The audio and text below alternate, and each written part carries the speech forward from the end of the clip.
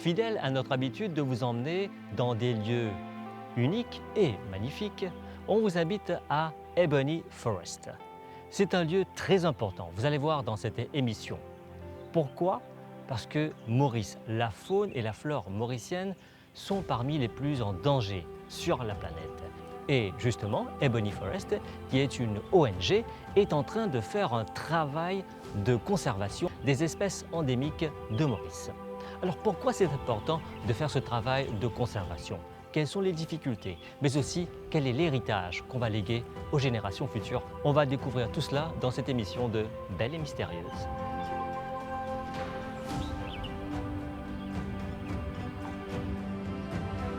Que du vert qui contraste avec le bleu de l'océan, vu du Sublime Point à Chamarel. Ebony Forest, lieu de la conservation d'espèces endémiques sur 50 hectares, un des rares endroits où se trouvent des ébéniers âgés de 250 ans. Ils sont protégés et arrivent à survivre parmi d'autres espèces exotiques. Denis, alors, Ebony Forest, bien sûr, nous pouvons trouver peut faire un travail de conservation, ban plantes endémiques. Nous, tout d'abord, nous avons connaître quelle différence est entre endémique et exotique. Une espèce exotique, c'est une espèce qui est introduite par l'homme dans un endroit. Donc, par exemple, il y a une plante ou des animaux qui sont introduits à Maurice, c'est une espèce exotique. À l'opposé, il y a une espèce indigène, donc c'est une espèce qui est déjà présente sur l'île avant l'arrivée de l'homme. Au niveau d'une espèce endémique, c'est un petit peu plus par rapport à sa répartition géographique. Donc, une espèce endémique de Maurice, on ne trouve que à Maurice et nulle part ailleurs dans le monde. Le projet Ebony Forest a germé il y a une vingtaine d'années de cela. Un couple amoureux de la nature a voulu restaurer cette partie de Chamarel afin de préserver les espèces endémiques. Neti Chenwan, alors Ebony Forest, il commence son activité peut-être 20 ans de cela. Raconte-nous un petit peu l'historique, comment vous avez décidé pour venir faire de la conservation dans sa région-là. Donc, Ebony Forest a été acquis en 2005 par M. Owen et Mme Marianne Griffiths. Donc, c'est deux passionnés de la nature, de la conservation à Maurice. Donc, quand on trouve ce site-là, avec sa nice forest qu'il y a sur le site, ils ont conquis une envie acquérir et conserve la forêt pour les prochaines générations. Donc tout ça a commencé, donc acheté en 2005, le projet de restauration a commencé en 2006.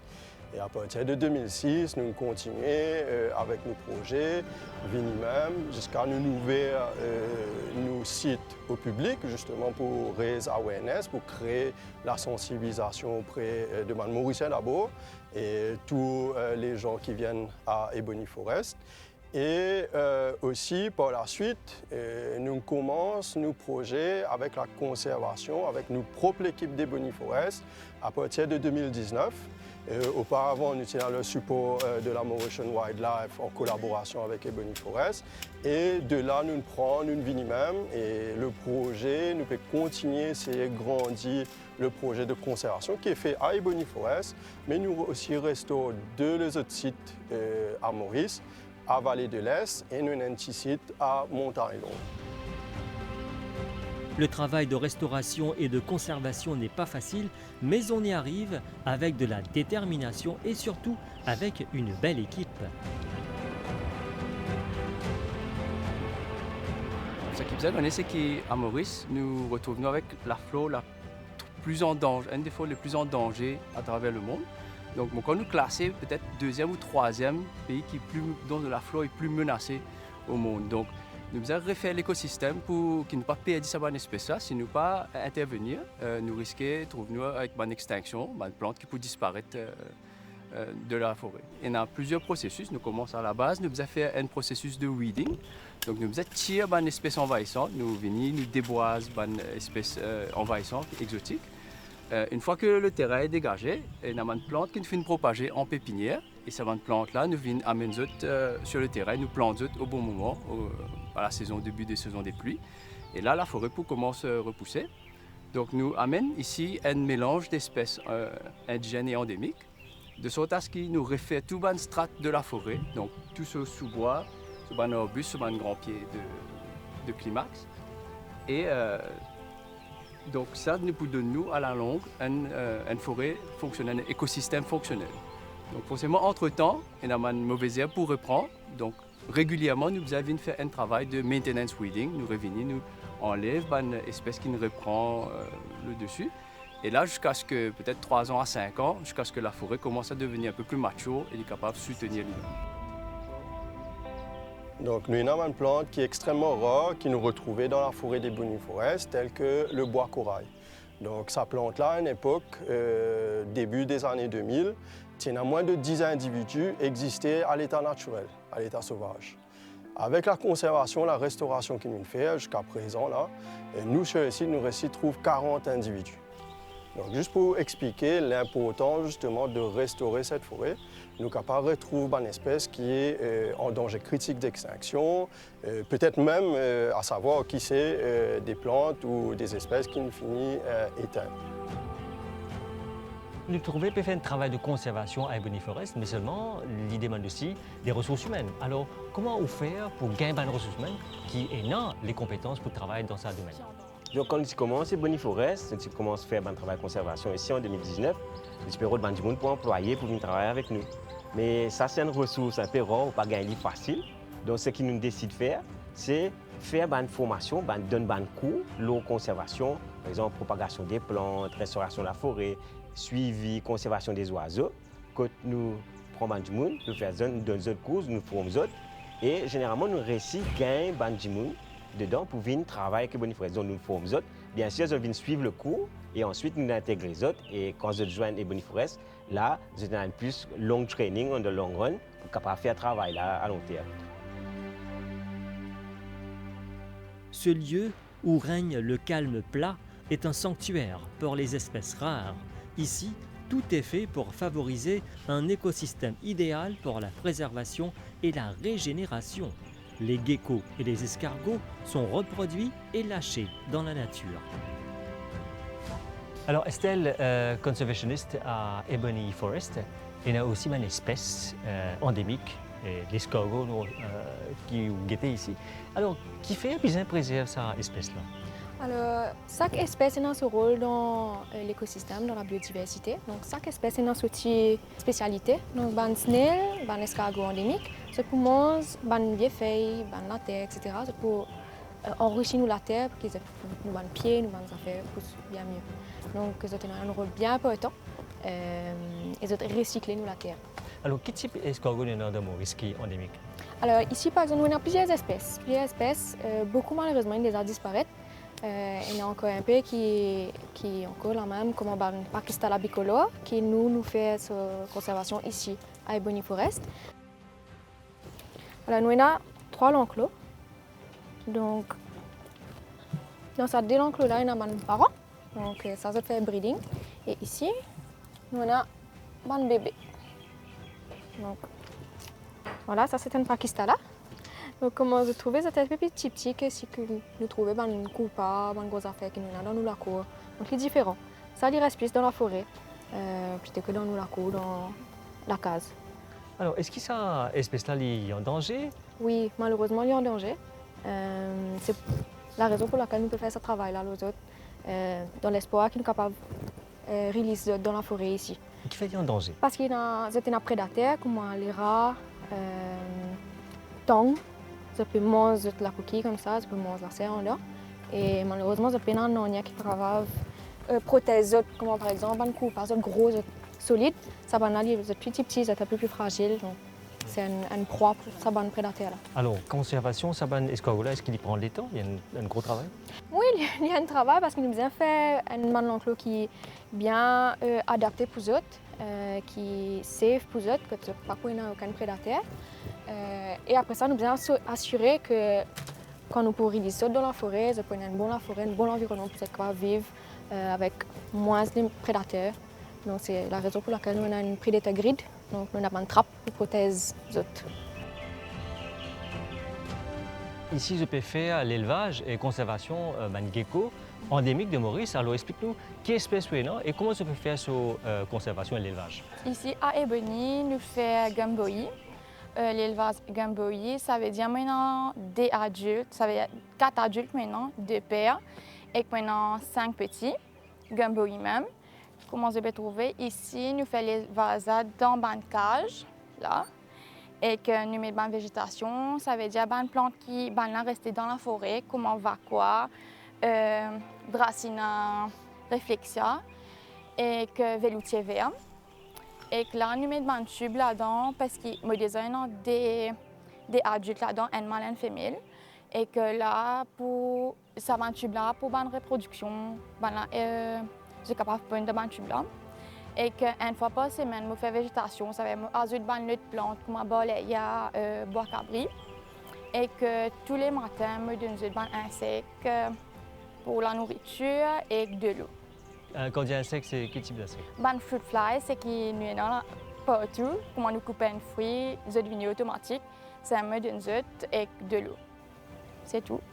Alors, quand vous êtes fini, donc reproduire, est-ce qu'il y a l'intention lorsque vous êtes dans la nature? Oui, nous avons l'intention là, que vous êtes dans la nature et que, ouais, pour gagner plus.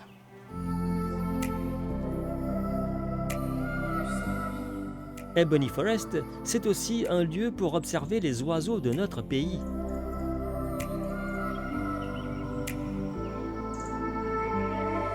Donc généralement, le meilleur moment pour voir les oiseaux en général, c'est très tôt le matin, quand ils sont plus actifs. Donc là, il est presque midi, il fait très chaud, donc ils vont être plus tranquilles et se cacher. Plus d'une centaine d'oiseaux ont été relâchés dans cette forêt, certains très rares et qui risquent de disparaître sans les efforts de conservation. Christelle Ferrier, donc à Ebony Forest, on fait aussi la conservation des oiseaux endémiques. Alors, dites-nous quels sont ces oiseaux qui sont concernés par ce projet? Donc on a plusieurs oiseaux endémiques à l'île Maurice que les gens ne connaissent pas beaucoup. Donc on a 9 espèces qui sont endémiques à l'île Maurice, donc uniques à l'île Maurice, et que beaucoup de gens n'ont jamais vues, même étant mauriciens. Donc ici, on en a 7 présentes sur le site. Donc dépendant des espèces, certaines espèces sont hyper rares, comme l'oiseau à lunettes. Il en reste très peu à Maurice, il est critiquement en voie de disparition. Donc le plus rare, avant le prochain step, c'est extinction. Et on a des espèces qui sont plus communes, que les gens peuvent voir dans leur jardin, qui sont par exemple l'Ozosterops, qui est le pic-pic. Donc ici, ce qu'on essaie de faire, c'est recréer le maximum l'écosystème. Donc on essaie d'avoir le plus possible d'espèces qui ont différents rôles dans l'écosystème. Donc certains vont être des pollinisateurs, certains vont emmener les fruits plus loin ou disperser les fruits. Donc on essaie d'avoir le maximum d'espèces ici. Alors qu'est-ce qui a fait que ces oiseaux sont devenus en danger? Donc on a différentes espèces d'oiseaux et différents problèmes. Donc pour la plupart des plus petits oiseaux, donc les passereaux, c'est surtout la prédation par les espèces qui ont été introduites par nous, surtout les mammifères, donc c'est-à-dire le rat, la mangouste, le chat. Ils vont décimer nos populations parce que ces espèces-là, nos espèces à nous, sont plus adaptées à la prédation par d'autres oiseaux. Donc ils ne savent pas se défendre contre les prédateurs mammifères. Donc du coup, nous, on est obligés d'un peu les contrôler ici. Quand on ramène l'espèce endémique ici, elles puissent thrive, elles puissent bien se développer. Alors qu'est-ce que vous faites au niveau de la nourriture? Est-ce qu'il y a des nourritures qui leur conviennent, qui sont mises ici? Donc différentes espèces, encore une fois, différentes diètes. Donc par exemple, on a les écoparachites, donc la catovette, la grosse catovette, donc celle qui est mauricienne. On donne des pellets et on donne des fruits frais. Donc si on regarde sur la volière, il y a des fruits qui sont provided 2 fois par jour, donc donnés 2 fois par jour. On a aussi d'autres mangeoires pour les pigeons des mâts, donc ça c'est plutôt tout ce qui est grains et maïs. C'est ce qui correspond à la diète. Et puis il y a l'oiseau à lunettes, lui le plus rare, donc on lui donne un diète beaucoup plus complet, c'est des pellets et on lui donne aussi de l'eau sucrée vu qu'il est nectarivore, donc il va essentiellement se nourrir de nectar et de fruits. Donc c'est pour ça qu'on lui donne. Alors dans votre travail, est-ce qu'il y a beaucoup de difficultés pour justement préserver ces oiseaux-là? Oui, il y a beaucoup de challenges, on va dire, pour les différentes espèces. Donc l'oiseau à lunettes est très fragile. Et comme il y en a très peu qui restent, c'est très compliqué. On est obligé pour ne pas affecter les populations qui existent déjà. On prend les œufs qui de toutes les façons vont se faire manger par les rats et on les élève nous-mêmes. Donc l'oiseau à lunettes, il fait 10 cm. Donc son œuf est cette taille-là. Donc pour pouvoir élever un oiseau de cette taille-là qui fait moins de 1 gramme quand il est né, c'est pas évident. Et donc on a réussi à en emmener 6 ici et 3 se sont installés. Donc on a 3, c'est pour ça que c'est difficile de les voir, il y en a juste 3 pour l'instant sur le site. Et puis il y a d'autres espèces qui sont un peu moins compliquées, comme le pigeon des mâts, qui sont un peu plus répandues et sur lesquelles on a travaillé pendant tellement d'années qu'on a beaucoup plus d'informations, donc on peut mieux les aider. 13 tortues vivent en liberté dans ce sanctuaire. 10 autres viendront les rejoindre très bientôt. Ils font partie de cet écosystème restauré pour permettre aux visiteurs de comprendre la flore et la faune mauricienne. Ici, les amoureux de la nature peuvent également profiter des sessions de formation organisées par Ebony Forest. Nous commençons à faire un cours assez régulièrement. Donc par an, nous donnons 5 à 8 cours par an, l'eau conservation. Et là, il est ouvert à tout le monde. Donc n'importe qui qui a un intérêt, je peux venir. Et généralement, le but, c'est pour raise capacity building, donc pour faire plus beaucoup de monde qui ont envie de travailler dans la conservation, venir suivre cours, gagner une formation. Et si je ne peux pas venir travailler à Ebony Forest, je peux travailler dans les autres organisations. Mais ça, sa formation, parce que ce n'est pas une affaire qu'on gagne facilement. Et nous, ce qui nous fait beaucoup de nos cours, nous là, nous avons la chance, nous à côté de la forêt, nous avons environ 50% de training dans nos cours, donc théoriques, et 50% nous allons dans la forêt, nous faisons une hands-on conservation. Donc, nous vraiment gagner une formation hands-on et aussi théorique. Alors, quand on dit hands-on, c'est quoi? C'est commencer à la base, c'est-à-dire fouiller, couper? Généralement, pour gagner cette théorie-là, c'est donc on connaît au papier comment faire. Par exemple, si on prend une plante, pour pouvoir guetter une plante, on prend la graine, nettoie, mettre ça. Donc là, nous donnons en théorie, nous expliquons comment faire. Et après, nous allons l'eau sur le terrain, dans nos pépinières, et nous faisons les autres-mêmes.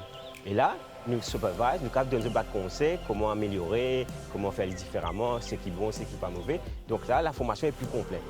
Alors, dans ce domaine-là, est-ce que vous trouvez, Maurice, une espèce, vous êtes à risque là, dans l'immédiat, si pas fait non, vous êtes? Oui, parce que, par exemple, nous, la forêt primaire reste moins de 2%. Récemment, dernier survey qu'il fait, reste 1,7 de bonne qualité. Donc, si nous ne pas faisons rien, nous pouvons perdre la forêt primaire. Et ça, la forêt primaire, c'est là que nous avons la bonne espèce qui reste. Donc, si nous avons envie de faire conservation, nous avons envie de préserver cette espèce-là, nous avons besoin de faire beaucoup plus de travail de reforestation de la forêt pour ensuite réintroduire cette espèce-là. Parce que si toute l'espèce dans un seul endroit, s'il arrive une maladie, une catastrophe naturelle, ça l'espèce-là va disparaître partout. Et comme on nous connaît, on a beaucoup de problèmes de déforestation quand on est dans la forêt. Même pas bon la forêt, une forêt de seconde zone, mais toujours, il y a une espèce endémique qui reste là-bas. Donc si ça la forêt va détruire, je peux complètement disparaître. Donc on a besoin de faire de la conservation pour sauver cette espèce. Alors, ou directement dans la conservation, parce que vous gagnez avec les autres organisations dans ce travail-là? Donc, nous travaillons en collaboration avec beaucoup de personnes parce que le travail de conservation est toujours en collaboration. Donc, nous travaillons beaucoup avec le gouvernement, donc avec National Pond Conservation Services, aussi Forestry Services. Là, nous travaillons avec eux, donc nous avons permission pour travailler avec une espèce endémique, avec une plante endémique et native. 25 ans de travail de restauration et de conservation, un travail collaboratif qui permet aussi de comprendre davantage l'état de la nature dans cette partie du monde. Donc nous venons avec certaines connaissances et avec une approche scientifique pour organiser le travail.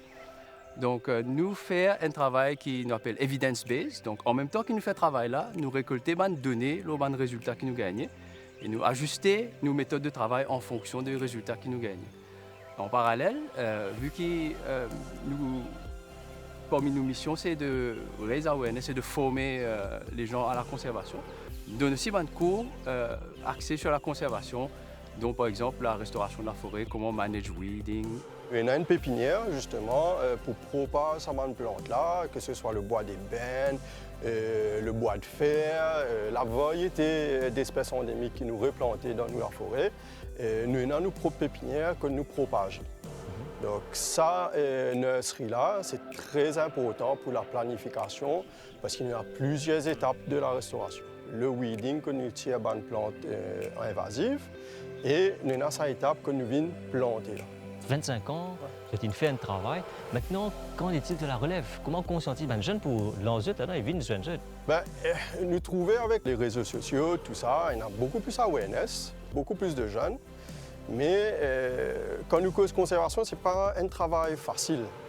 Donc c'est un travail qui nous expecte, nous pouvons faire lire là. Moi, dans 50 ans, 100 ans, on va pouvoir trouver. Donc, c'est nous accepter que ce travail que nous pouvons faire là, nous récolter ce fruit dans peut-être centaines d'années. Un refuge pour les espèces rares avec plus de 140 000 plantes endémiques et indigènes, des oiseaux uniques dans le monde et d'autres espèces qui font partie du patrimoine mauricien. Et on va dire au revoir à Ebony Forest en espérant que vous avez apprécié cette émission. Bien sûr que vous pouvez retrouver sur nos plateformes multimédia et en vous invitant de venir visiter ce lieu magnifique. Et moi je vous dis à la prochaine pour un nouvel épisode de Belle et Mystérieuse.